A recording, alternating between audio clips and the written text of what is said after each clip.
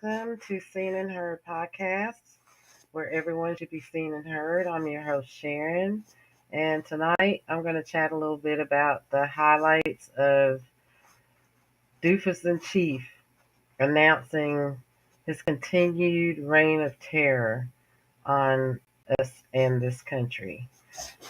So, as everyone knows, Trump announced his presidency run again yesterday. So um, I'm going to read some headlines of, let me see here. I'm going to read some of the headlines, which should have been headlines like 7 years ago. And that probably could have helped and saved us all some grief. But I guess better late than never. But let's see. Here's one today from Fox. GOP mega donors want to move on three-time loser Trump. Look to back DeSantis. But DeSantis is no better. So no matter what little shenanigans that they're trying to pull by trying to move on from Trump, that doesn't mean a hill of beans, because DeSantis is a lot worse because he's smarter. So there's that. Let me see. I'm going to pull this one up here. Well, he still has his little cheerleader, MAGA Maggie Haberman. I'm not a fan. I'm not a fan. She bores me. And speaking of,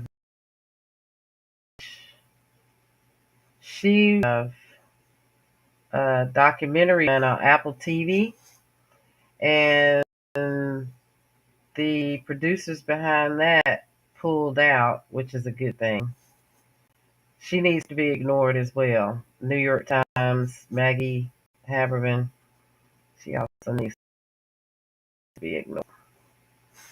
Article for Apple TV quietly shells production of Confidence Man, the explosive Trump biography by New York Times reporter Maggie Haberman. No one in Hollywood is interested in the subject. The Angler reports that Apple TV quietly optioned Confidence Man for a series. The streaming giant has now, however, decided to pull the plug on the project. No one seems interested in touching the subject. Should be seen to face the fact that we elected Trump, said one unknown producer. Haberman's book focuses on Trump's early career as a New York businessman, and she says he is frozen in time from that stage in his life when he was desperate to impress and make money. Trump announced last night that he's running for president. Is this it? Let's pull this up.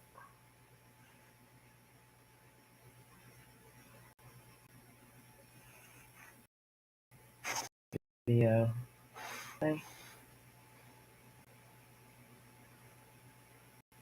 MAGA Gaga is what he is pulling this time.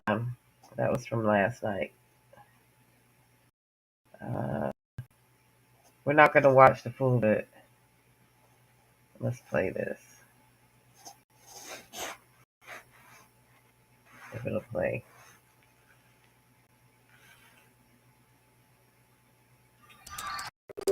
Yeah, sure. Sorry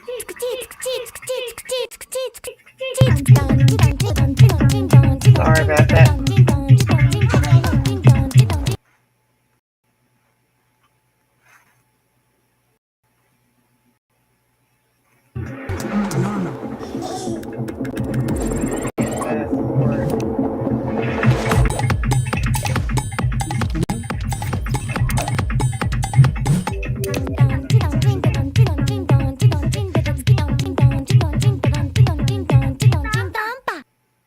We will do whatever it takes to bring back honesty, confidence, and trust in our elections.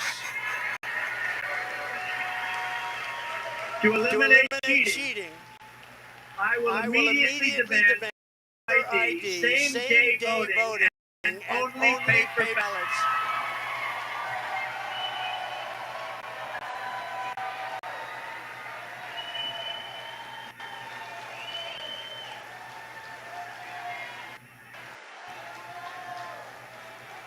Only paper ballots.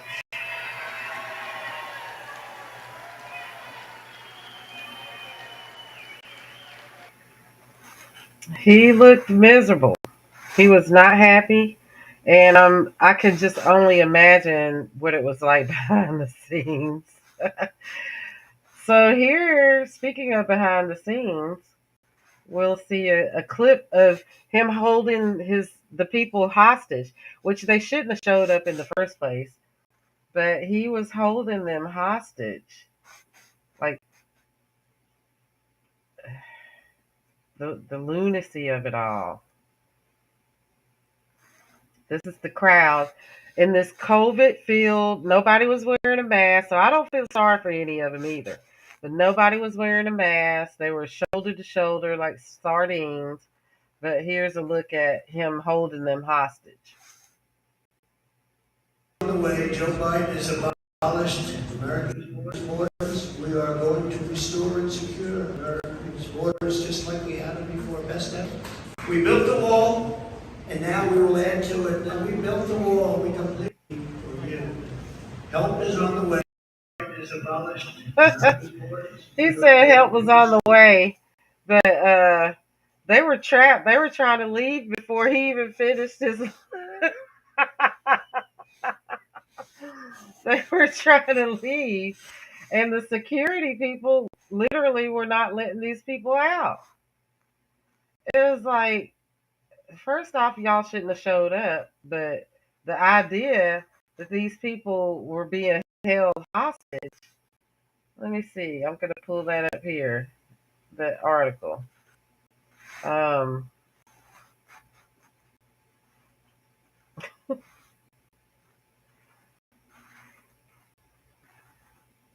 Security refused to let people leave Trump's announcement.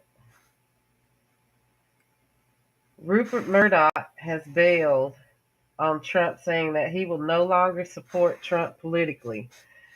Think on that momentarily. Murdoch owns a news media empire, and he told Trump he could not support him politically. Given the opportunity, several senators, including Lindsey Graham, declined to support Trump's bid for primary. Many in the GOP are directly blaming Trump for the midterms. And speaking of midterms, the GOP just got kneecapped in the election, not gaining the Senate and barely climbing over the majority in the House. And yet we're supposed to believe that the country is ready to explode with happiness, so much that the energy at Trump's announcement was unbelievable. From a Fox interview and Laura Trump. I highly disagree with that. Look for Donald Trump from the very beginning, from the first day he came down the escalator in 2015. Oh God, I could never forget that. Trump Tower. It's never been about elected officials, politicians, people in the swamp in DC. It's been about the American people, and if you look around the room last night, you had people from all different walks of life. There were absolutely no black people there. There were, I don't know, there may have been some Latino people there because they're assimilating. Some of them are assimilating into their proximity of white supremacy. So there could have been some Latinos there, but um, I was trying to pull up some of the news articles. The first one, though, let's pull this up. NPR was the first one after his speech, which luckily MSNBC didn't show it, but Fox showed it. They cut away. They actually cut away from it. I think somebody said that C-SPAN was showing it. Of course, CNN was showing it. But they were one of the first ones to put their headline out. The unfavorable head. Well, to him, it was an unfavorable headline, but for a lot of us, it was a headline that should have been a headline when he announced in 2016. Let's see.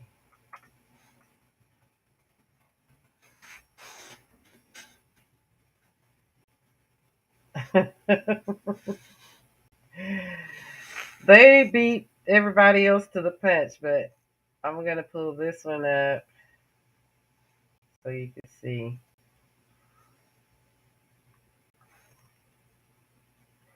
Breaking.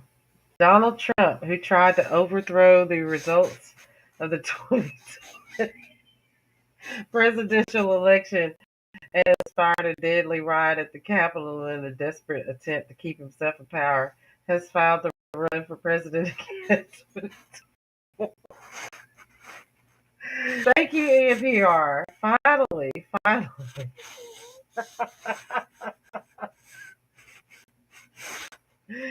And I know that ketchup was flying all over the place today in Mar-a-Lago because they weren't the only ones.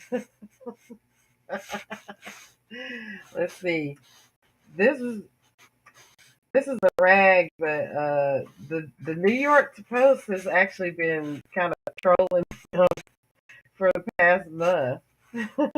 So this was the New York Post headline for today.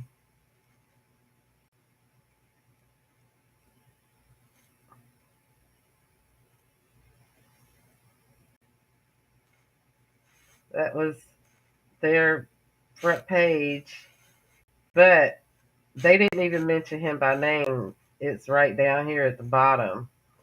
Florida man makes an announcement.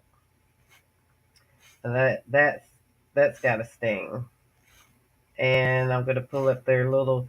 I think they had him on like page 26 of. So that was the Florida man. Okay, here is the little article, and it was on page 26. So it was like buried deep in there. But let's see. Been there, done that. With just 720 days to go this election, a Florida retiree made the surprise Tuesday night that he was running for president. In a move no political pundit saw coming, avid golfer Donald J. Trump kicked things off at Mar-a-Lago, his resort and classified documents live.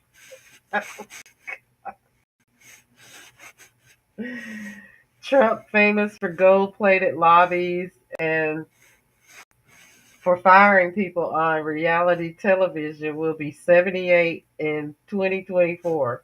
If elected, Trump would tie Joe Biden as the oldest president to take office. His cholesterol levels are unknown, but his favorite food is a charred steak with ketchup.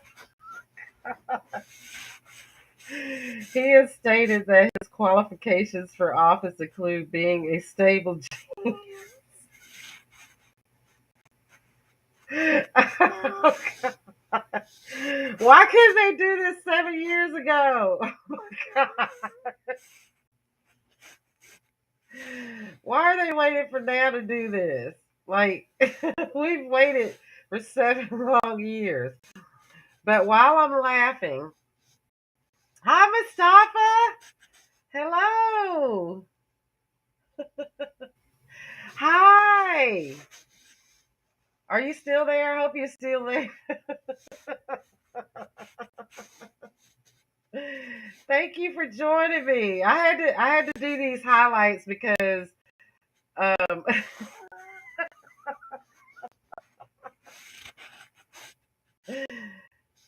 okay, I'm gonna so what I was saying was while that as funny as that is, we still have to worry about DeSantis in Florida because he's dangerous. And this is, let me see. Okay, here we go. This needs to be talked about every day from now until 2024.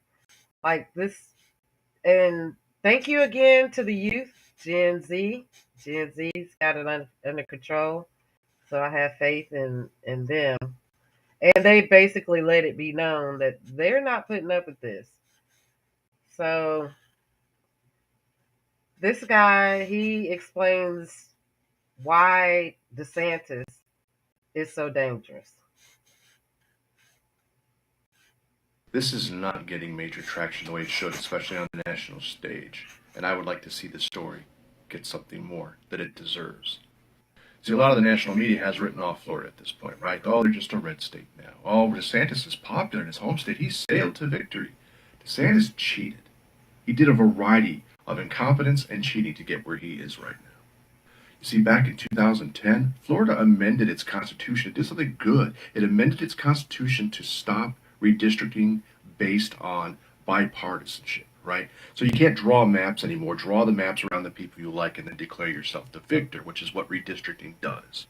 So DeSantis, a few years later, brings up his own map, and it's so aggressive that even his own legislature doesn't want any part of it. They fight him on it for months, and it goes back and forth, and he finally overrides them and rams that map through. This is the map that was used here in Florida for this election.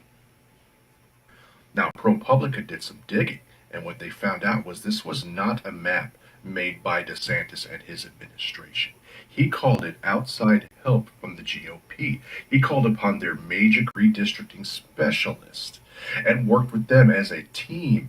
And they made the map for him, and he presented it to the Florida legislature as if it was their own, which is against the law. You cannot do that. So now we may find out he did indeed break the law.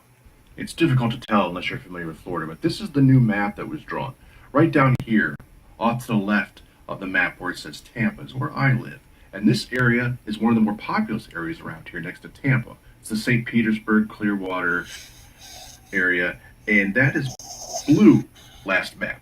Now it's almost all red. All around Tampa, it's been taken over as red. He has confined the tiny blue areas to the Orlando area, Fort Lauderdale, and even Miami has mostly flipped over to red. This is an illegal map. It should not have been allowed to have been used. Then you combine this with the fact that DeSantis literally had his own election interference observer police stationed at polls all around here, intimidating people so they don't want to vote. And what did he do right before the election? Do you remember?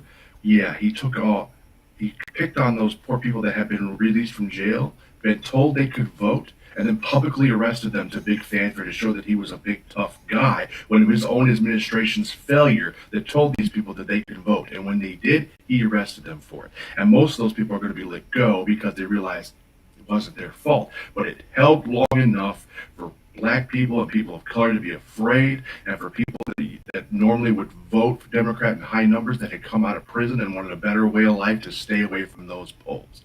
He cheated. He cheated.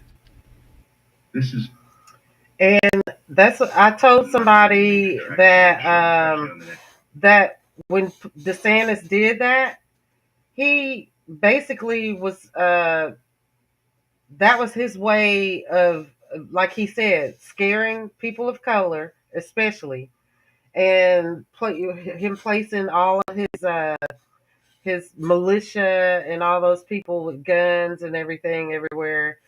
That people did not want to have to deal with that. But there are some people that were going to fight and vote no matter what.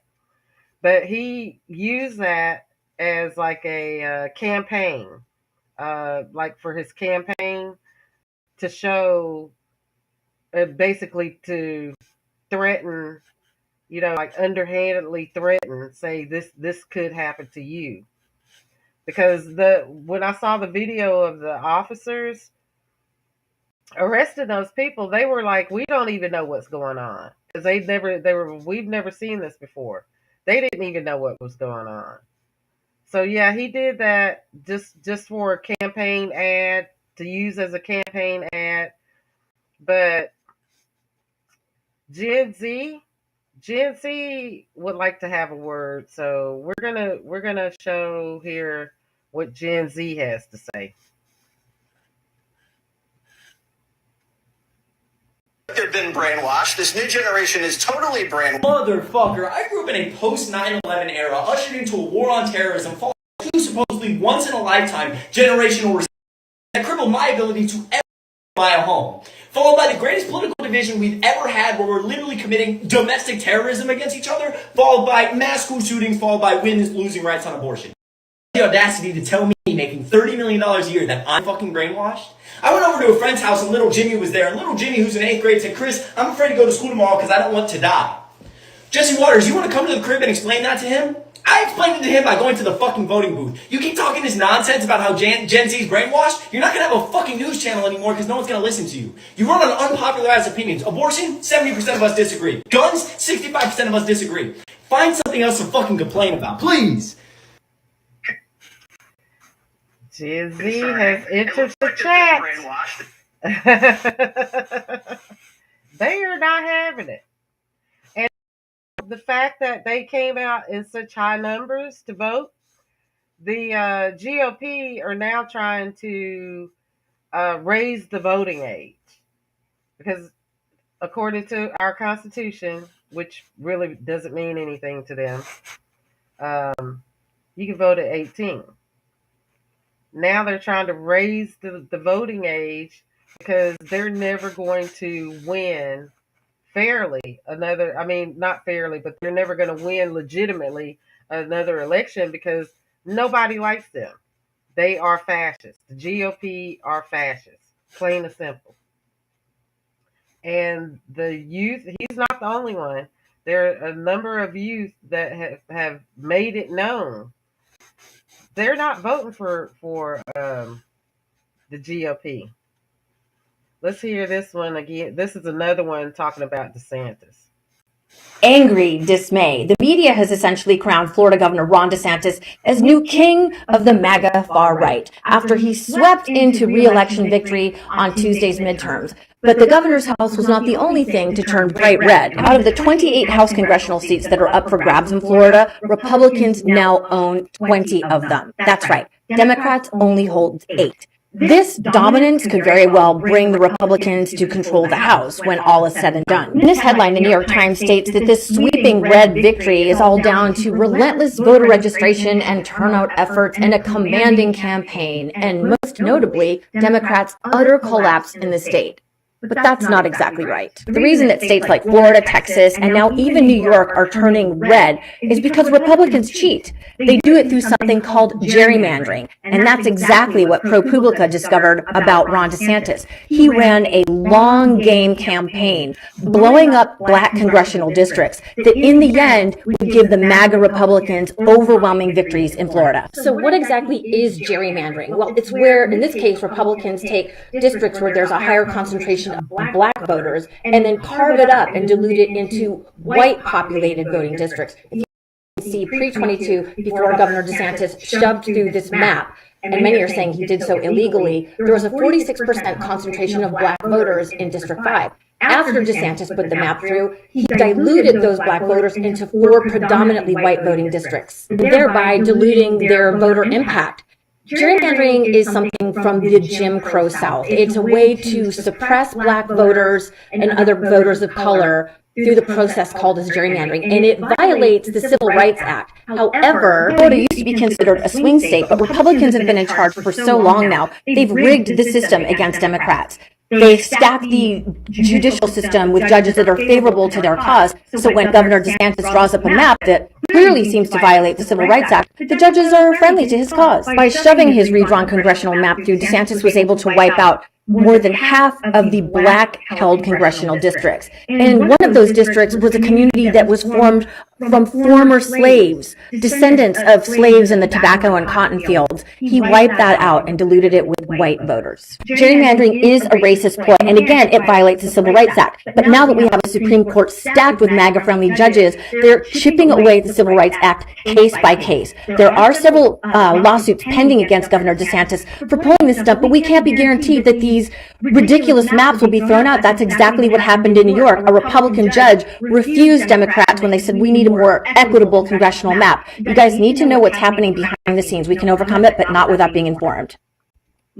And that's why I played her video, because we need to be informed. I will be talking about this more.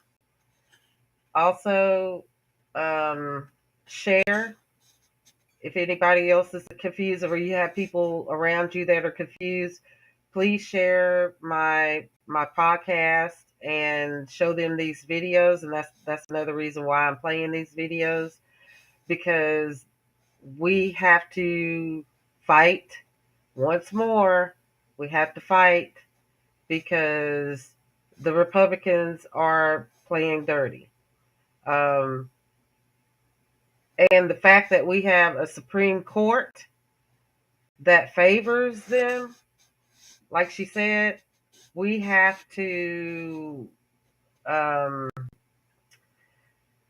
within our legal power, and as long as we do it legally, we need to fight. I mean, that's the best we could do. We have to hold all of these people accountable. Let me see. Okay, so that was another one. Let me see.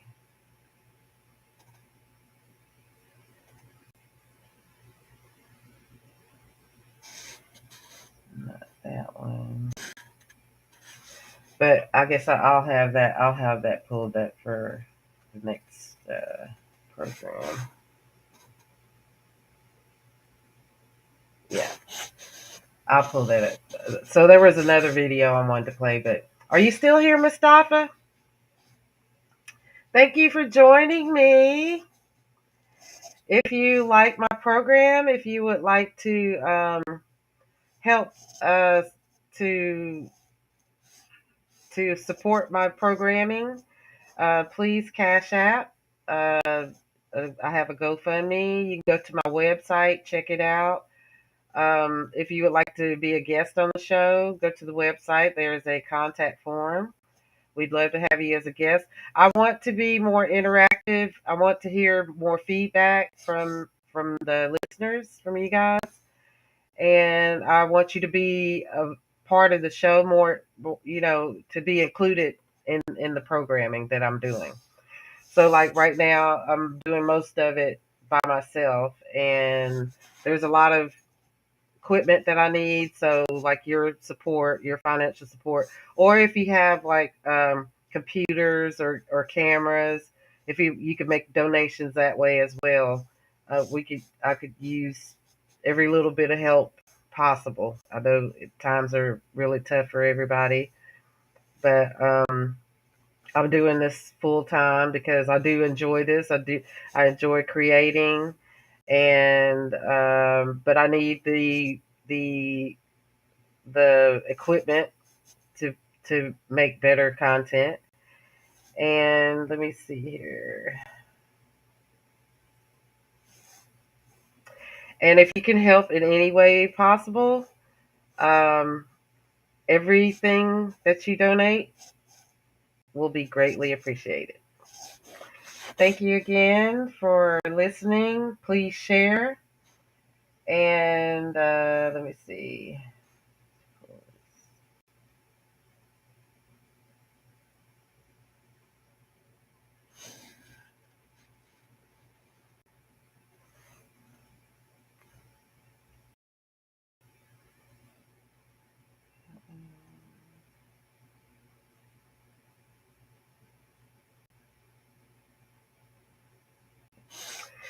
Thank you again for listening, and I will see you guys on the next podcast. Thank you. We'd like to hear from you. If you'd like to leave feedback, a comment, or ask a question, leave us a voicemail at 615-447-8290. Thank you.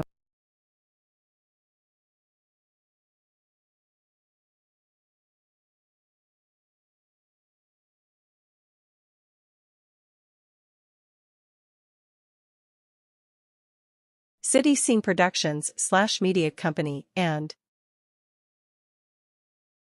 Seen and Heard podcast are peer supported. All support is greatly appreciated, whether it is equipment or financial. Every little bit helps. Every contribution, however big or small, powers our programming, staff and creators, and sustains our future. Any amount you are able to give to help support our journey and progress will be greatly appreciated. If you would like more info, please go to our contact page to leave a message, and one of the members of our team will get back to you as soon as possible. Thank you.